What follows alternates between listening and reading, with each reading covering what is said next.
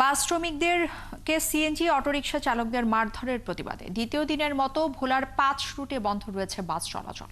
সকাল থেকে বাস শ্রমিকরা বিক্ষোভ মিছিলের পাশাপাশি সিএনজি চালিত অটোরিকশা চলায় বাধা দেয়, এতে ভোগান্তিতে পড়েছেন যাত্রীরা। কামরুল ইসলামের তথ্য এবং ছবিতে প্রতিবেদন।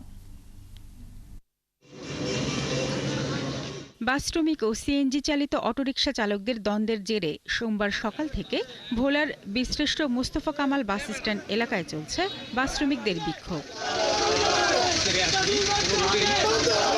এর আগে বাস শ্রমিকদের উপর হামলার প্রতিবাদে রবিবার সন্ধ্যা 6টা থেকে ভোলার অভ্যন্তরীণ 5 রুট ভোলা দৌলত খান, ভোলা তজুমুদ্দিন, ভোলা চরফ্যাশন, ভোলা ইলিশা ও ভোলা ভেদুরিয়া রুটে বাস চলাচল বন্ধ ঘোষণা করে ভোলা বাস শ্রমিক ইউনিয়ন। সিএনজি নেই, বাস নাই, তারা কি গাঞ্জামের কারণে বন্ধ, জনগণ চরম দুর্ভোগে। আমগো তো বাসে সুবিধা, বাচ্চা কাচ্চা লইয়া তো আপনার যাইতে সমস্যা, আমগো তো বাসের প্রয়োজন।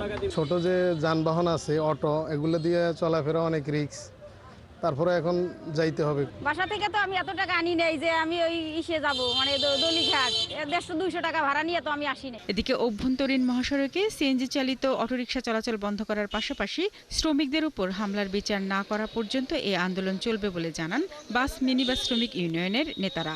এইটার যথাযথ বিচার আমরা যতক্ষণ পর্যন্ত না পাবো আমাদের এই কর্মসূচি অব্যাহত থাকবে এবং এই মহাসড়ক, আঞ্চলিক মহাসড়ক থেকে যতক্ষণ পর্যন্ত 3 হুইলার এই সিএনজি উৎখাত না করবে ততক্ষণ পর্যন্ত আমাদের কর্মসূচি অব্যাহত থাকবে। রবিবার বিকেলে চরফ্যাশন বাজারে বাসে যাত্রী ডাকাকে কেন্দ্র করে সিএনজি চালিত অটোরিকশা চালকরা অনন্য পরিবহন নামের একটি বাসে থাকা চালক ও শ্রমিকদের মারধর করে।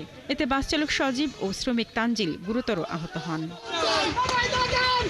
শারমিন স্বপ্না, ৭১।